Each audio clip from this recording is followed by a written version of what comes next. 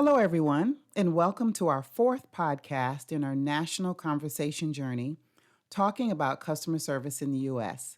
I'm Denese Waiters with JD Power, and with me today is Jeff Sheehan. Jeff is a customer experience practitioner, an author, and although this is a national conversation, he's an active member of the global customer experience community. Jeff is recognized as a top 50 global thought leader and influencer on customer experience. Thank you for joining me today, Jeff. Denise, thank you for the invitation and what a lovely introduction as well. Thanks a lot. Oh, absolutely. You deserve it. That belongs to you. All of those accolades. So, well, Jeff, we started this national conversation series about customer service because in the next couple of months, JD Power will be publishing our first cross-industry customer service journey study. And this is a large study where we evaluate customer feedback for over 100 brands. And we're actually evaluating 6 channels, including the phone channel, the in person experience, the mobile app, the website, text, and social media. And as you might imagine, this study includes a range of industries, and they range from financial services, hospitality, broadband and internet, residential utilities, insurance and healthcare, and retail stores that many consider to be top notch as it relates to customer service. And we're publishing this study and believe it will resonate with many because we believe that as it relates to customer service, a good experience anywhere influences expectations everywhere. So, Jeff, this is our fourth podcast in the series, but I must say that I had the most fun preparing for this conversation because I was trying to reconcile how an ex US military officer can become a customer experience thought leader. Yeah, So, with full disclosure, I have no firsthand knowledge with armed forces. But when I think about the military, I think about honor and discipline and freedom and duty. I do not think of the customer experience. Why don't we start with you sharing a little bit about your background and how you transitioned into the customer experience industry? thank you. It's a great point you make, Denise, because it's not this sort of direct line of sight connection. And I think that has a lot to do with some preconceived notions about military life. Some people think it's very command and control, and people are yelling at you to do things all the time. And it's really not like that. It wasn't certainly like that for me. But yeah, I was in the Army for 10 years. I went to university on an Army scholarship, and after I graduated, got commissioned and went into active duty service. And I did that for 10 years, which was great. And I had a lot of different roles and served in different parts of the world. And then it was time to leave. And that was precipitated, or that was the catalyst for leaving was the end of the Cold War. It was just a shift in history, really, and I was just a very very small part of that. But the military did what it always does after the end of a big conflict, and it has to find its purpose all over again. And so it does some reorganization and re-equipping and things.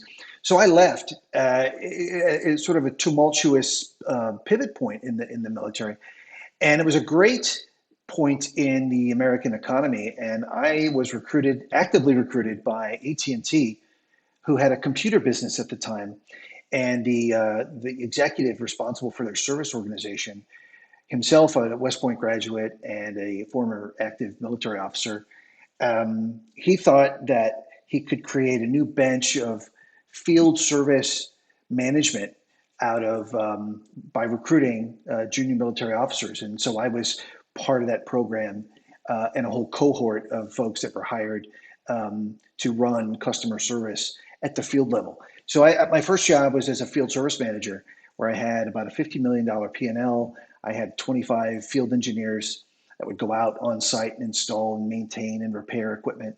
I was in a data center environment, which was this was 1995. So if you think back to computing from 1995 to today, huge upheavals in technologies, and whole rooms full of big beige boxes of computer equipment were replaced by one little rack of pizza boxes of equipment, pizza box sized piece of equipment.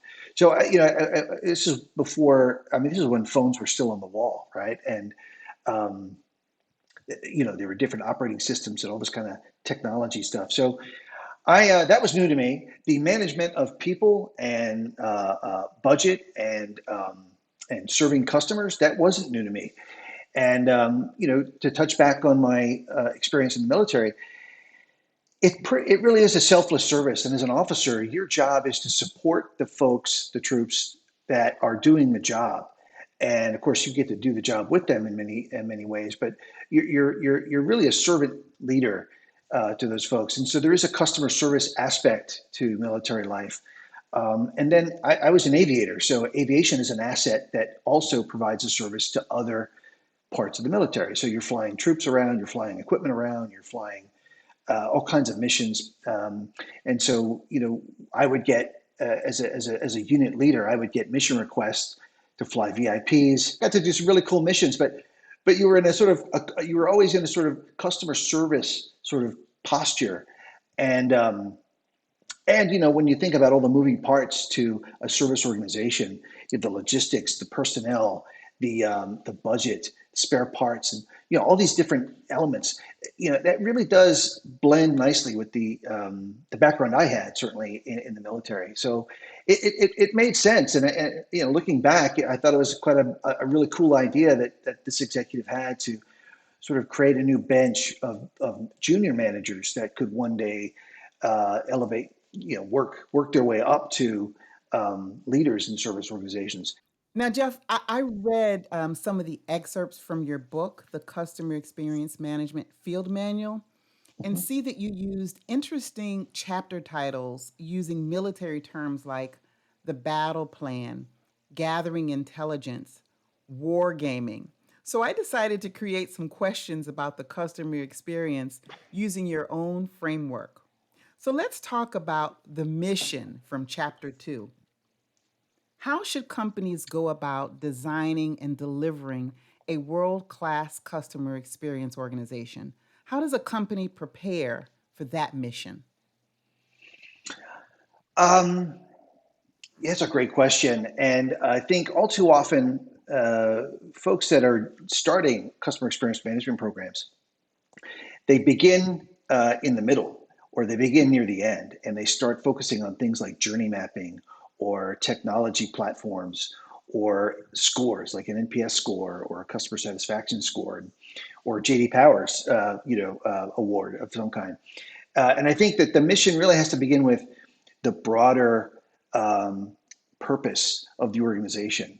So a customer experience management program has lots of sort of a horizontal um, concept that can apply to any organization. And you mentioned some like hospitality, restaurants, retail, automotive, airlines, banking, and they can all have customer experience management programs, but they're tailored to that particular kind of business, that industry, that operating model. So a lot of businesses operate through channel partners and affiliates.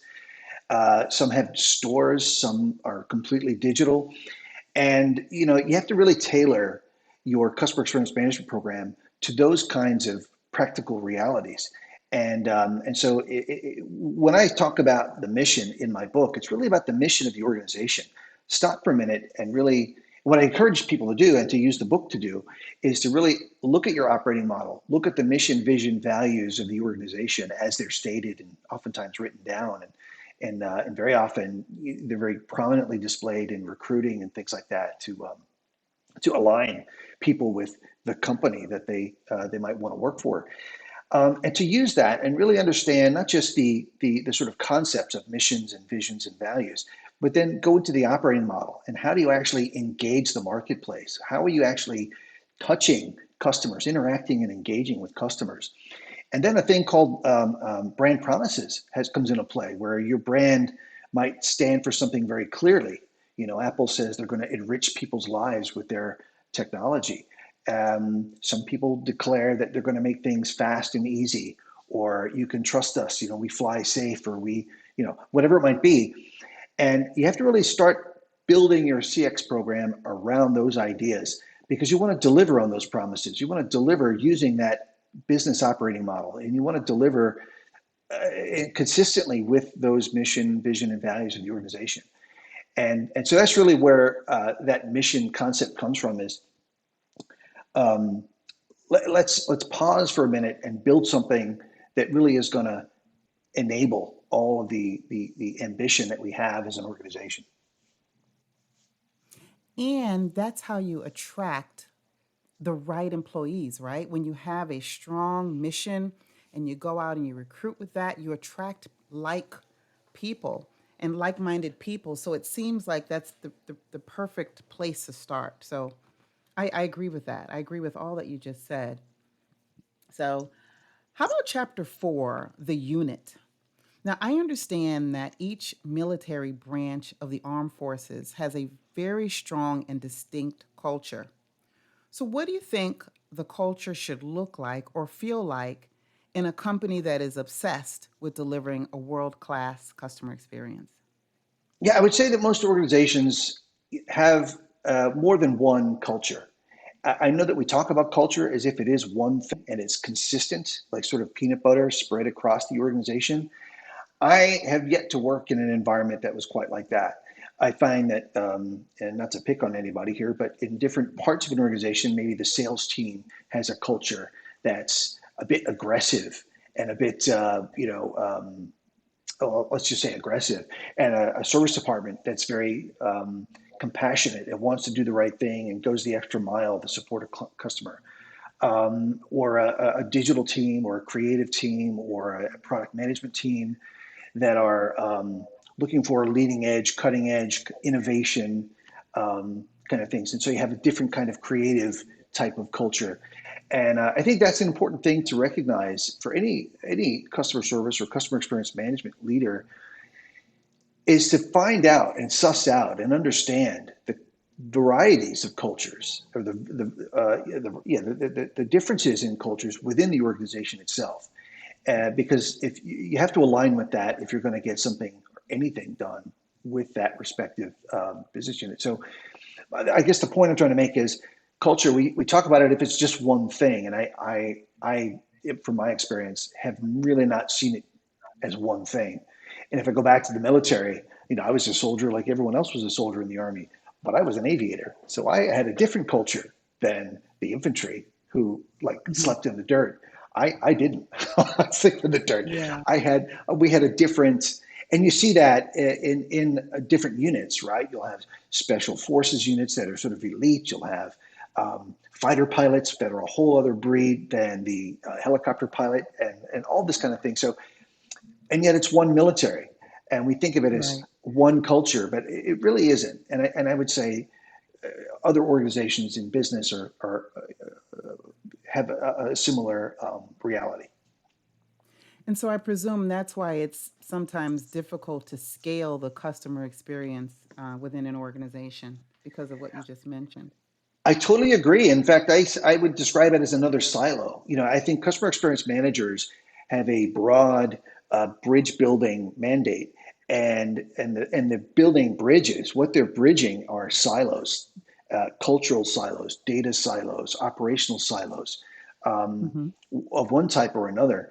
And so, yeah, if you're going to lead effectively as in customer experience management, you got to really understand the culture you're dealing with. If you want to help the salespeople convert more leads to deals and revenue, you got to understand how they operate and why they operate, what motivates them, and you probably need to understand their incentive programs and what sort of explains why they behave in sales a certain way and why they overlook things that they're not getting compensated for to focus on things they are.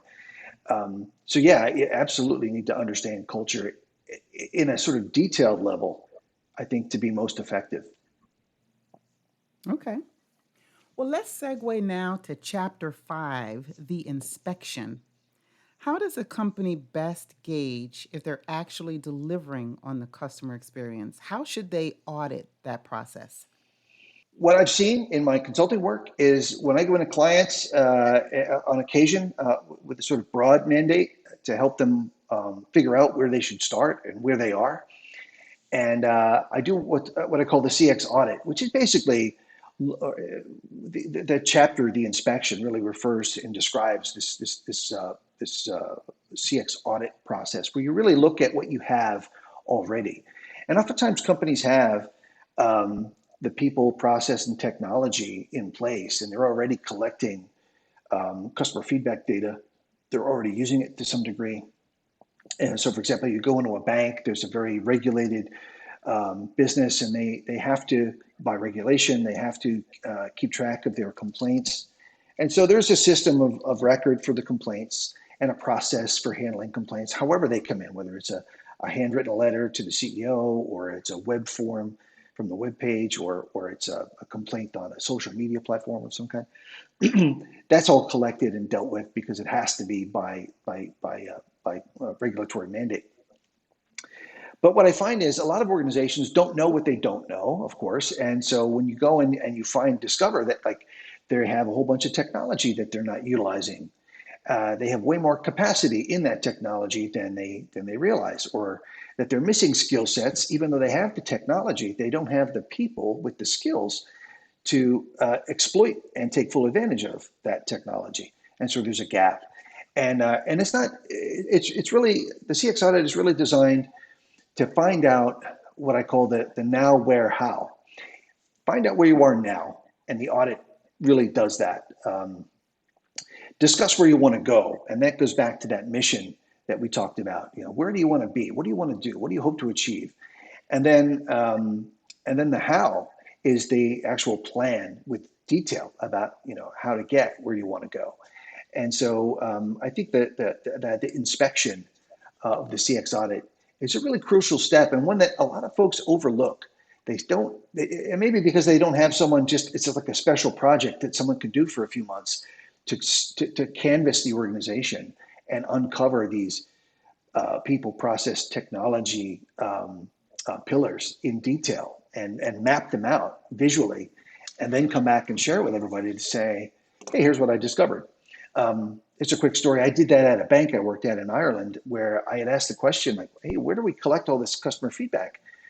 And everybody I asked knew about one or two things, but nobody knew everything. And so I said, well, I'm going to go find out. And I literally spent 2 months running around the bank, finding out and mapping it out, and making some recommendations on how we could use all this customer feedback data holistically to do a better job serving customers by knowing what they value, knowing what we do that irritates them and sends them to another competitor maybe.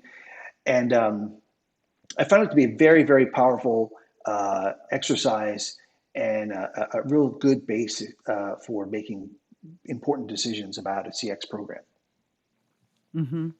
And might I suggest that that's where companies like JD Power come into play too, with the competitive benchmarking, because I think all companies need to be able to audit their own process, but sometimes you see it from the wrong vantage point. So when Mhm. you add the competitive landscape as well from an external organization like ours, I think then you've got a good formula for, truly auditing the process, and just kind of elevate, being able to elevate that experience. So I think just that throwing it that in. is. I no, I really appreciate that. I think that's a very, very important point to make, Denise, because you need to have a reason why. It isn't just because I was curious that the bank let me run around. It was, in hopes of discovering something that could be very, very beneficial to the bank. And what I discovered along the way is another silo called um, "This is how we have always done it, so this is why we do it that way." And so you'll Yes. discover in that people, Yes. process, technology, you discover policies like, hey, why do we ask these questions on a web form? Hmm. Right. And we had a web form that asked like half a dozen questions. And when I investigated, like, okay, what do we do with that? When we ask customers to answer this, provide us this information, where does it go? Who does it benefit? Like, what do we do with it?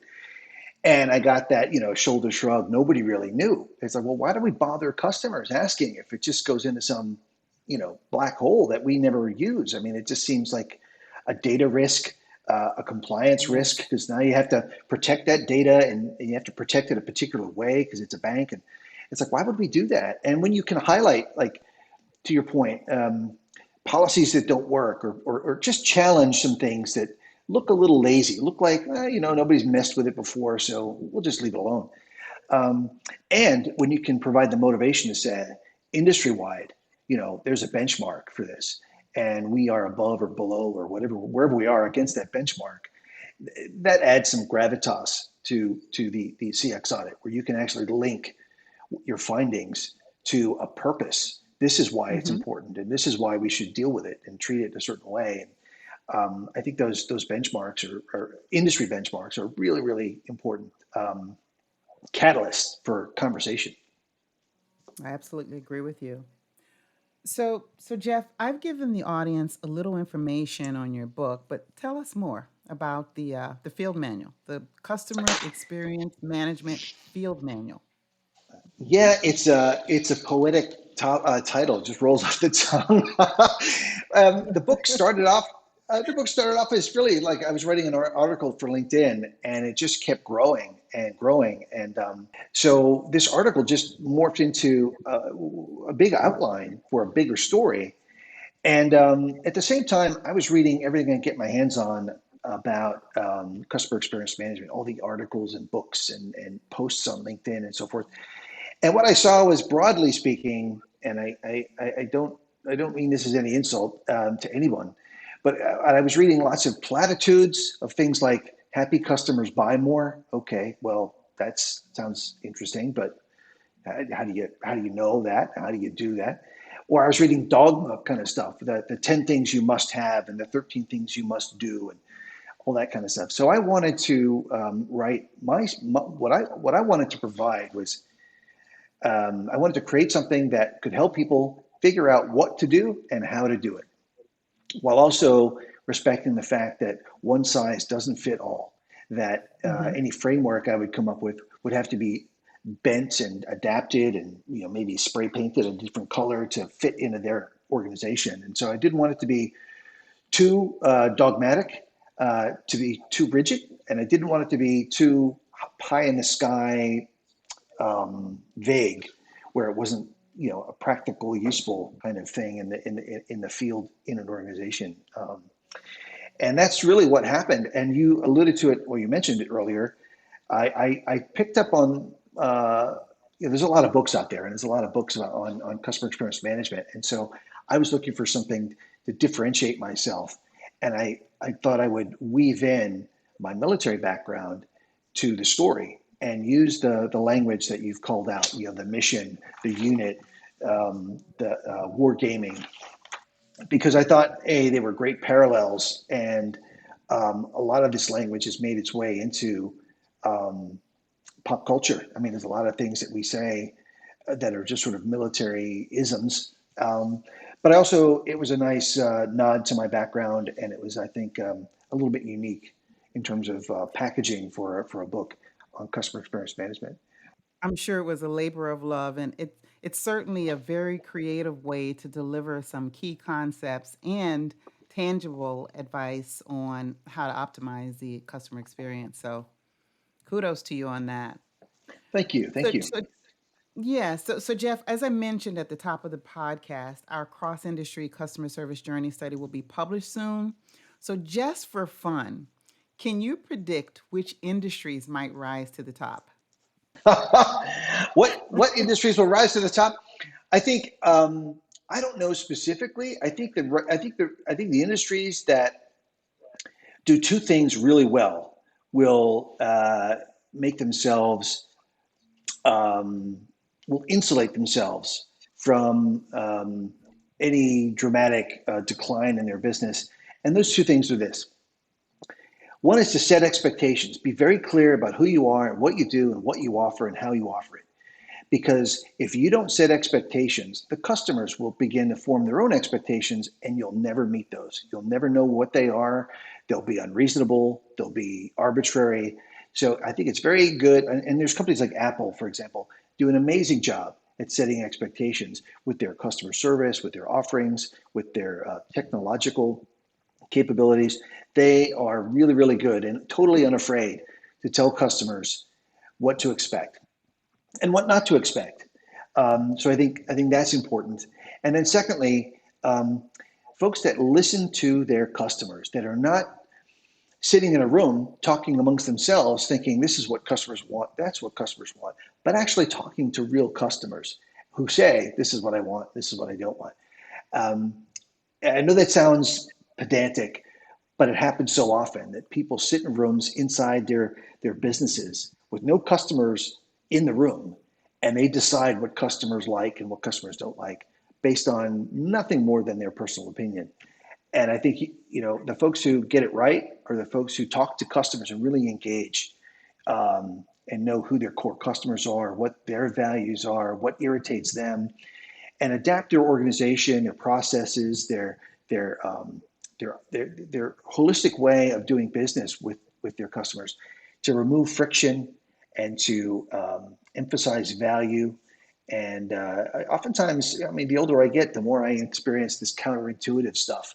Things we might not think would be important to customers might be the killer app, the thing that differentiates you entirely with a customer. Well, Jeff, that's going to wrap it up for us today. Thank you again for being a guest in our series of conversations about customer service. We appreciate your thought leadership on the topic and hope we can have you back one day. Listeners, we want to thank you for tuning in. And if you'd like to receive more information on today's topic, please visit us on our website at jdpower.com/business. Till next time.